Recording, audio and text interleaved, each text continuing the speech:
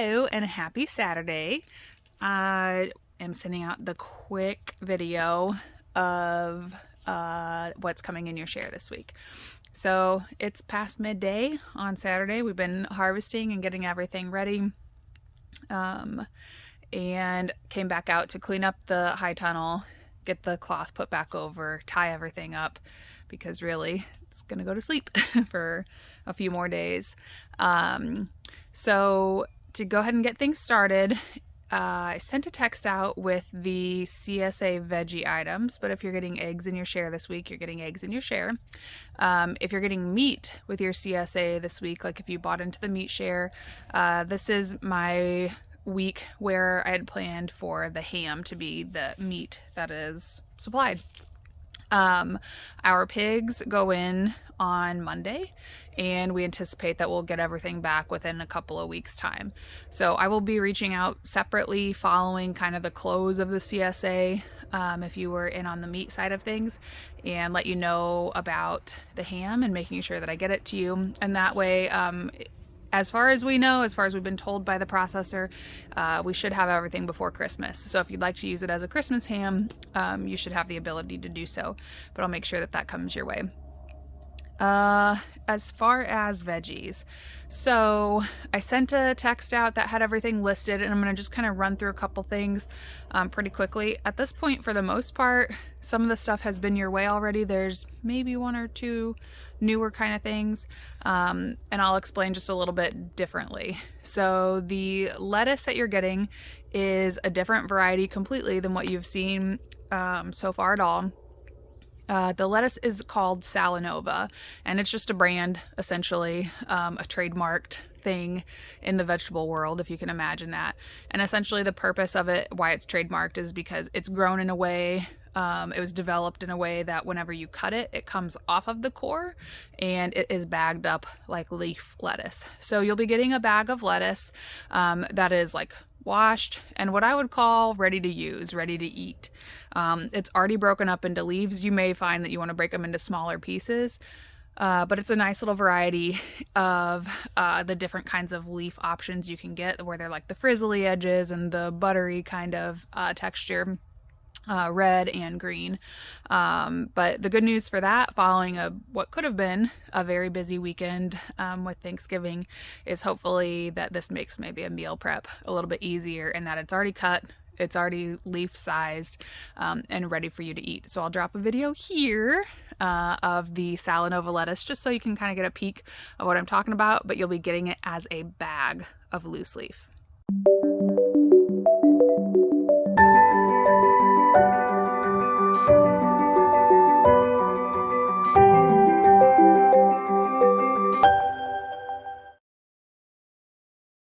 Okay, so next things next, spinach. I'm adding a bag of spinach in. This is not necessarily new. You've had spinach probably a couple times at this point.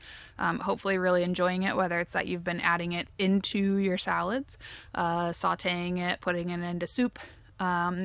Actually, for our first Thanksgiving with David's family, that actually took place on Thursday, I made the spinach artichoke dip with the fresh spinach that we had on hand, and it was delish. So if you didn't try that yet, I would highly recommend. I sauteed it so that it kind of wilted down a little bit. It also made the other ingredients easier to mix in, but it was phenomenal. Who doesn't love dip? And especially after a week of turkey and all that good stuff, maybe a great time for that. So spinach is coming your way. A bag of kale will be included as well. We've had kale one other time, and so the kale is, if you would like to saute it. I see a chicken coming, which is why I'm giving narrowed eyes in that direction, because I'm gonna have to scare her off. So hold please.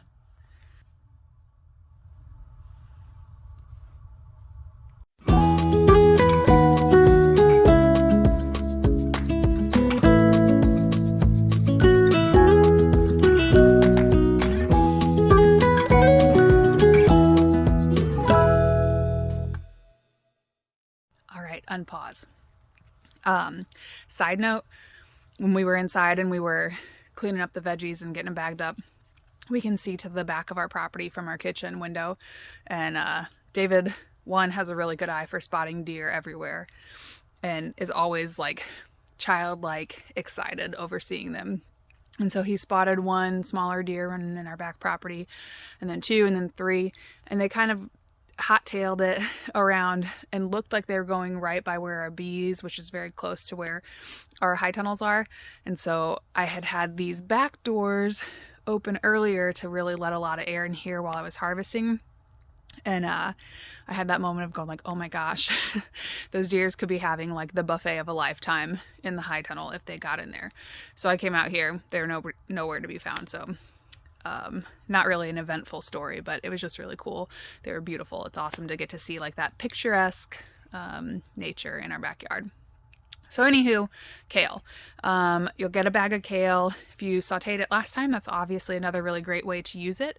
And then also, side note, if you haven't ever had like a smoothie where you've added kale into it, it's a great way to use some of it up. So, you know, fruit, throw some of the kale in there. You can chop it up in advance so it's a little bit less bulky to have to get through. Add some fruit.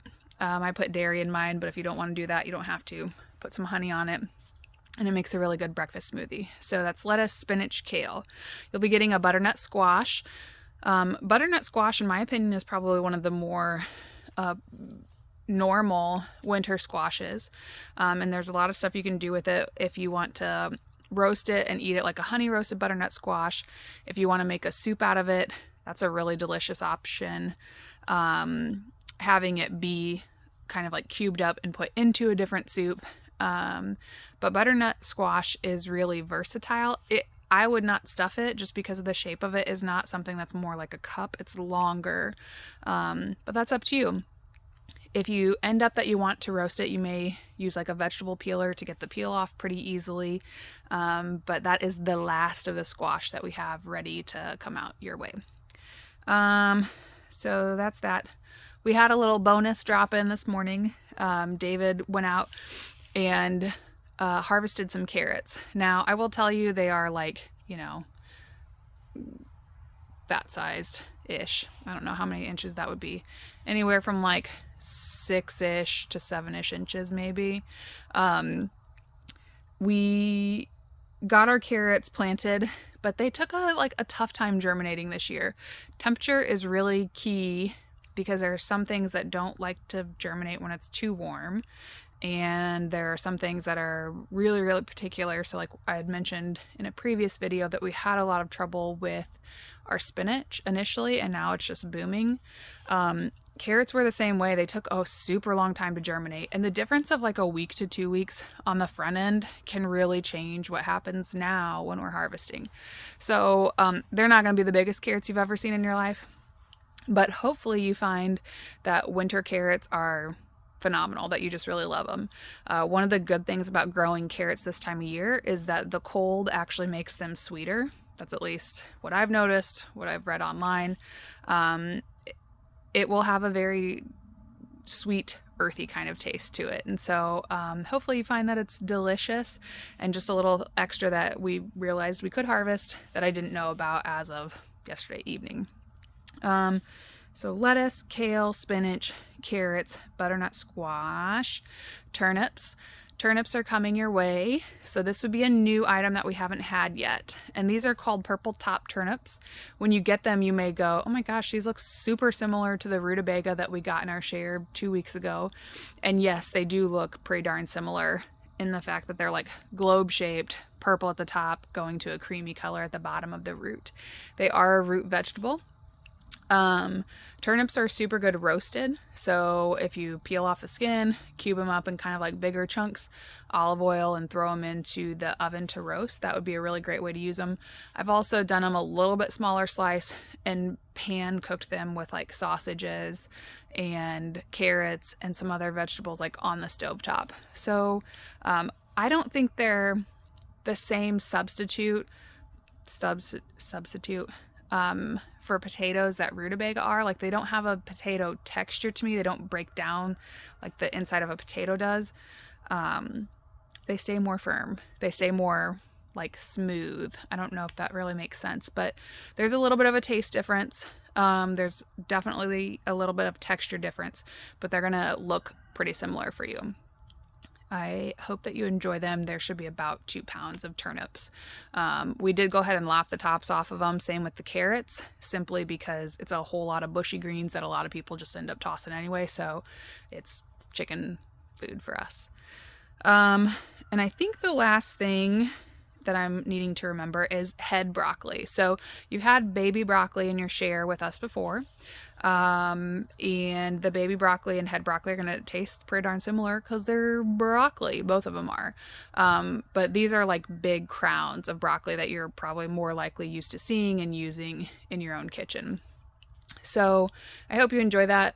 We've had a really great season with broccoli and cauliflower and those things. So it's been really cool to see just how good they've done. Believe that should be everything. And so this is, I'll drop a couple of videos following this of the turnips, especially so you can kind of see those in their natural habitat and just to add some extra beauty to the video that isn't just me sitting here chatting. I want to say a huge thank you for being part of our CSA. This is week 5, which means it's the very end. And it's been a good season. I hope you've enjoyed it.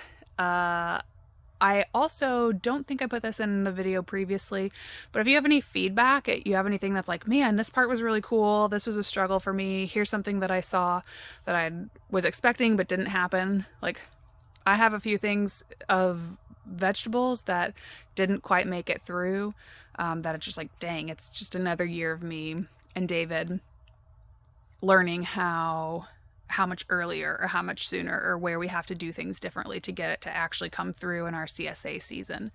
But if there's like either logistical things or preference things, just feedback in general, I'd be happy to hear it. It's not necessarily something that I will for sure implement. I don't know that I can always do or, I don't know, act on the feedback that we get. But I will say the squash was something that we'd gotten feedback on last year, was like, wow, this is a really green CSA. I was hoping that there'd be more squash in it. Like, that's kind of what I had hoped for. And so for me, that meant this summer, I planted a heck of a lot more winter squash because I wanted to make sure that had a more substantial role than what it had last year. So if there's things like that, for sure, please let me know. I'd be glad to take that in and see like how to make this fit.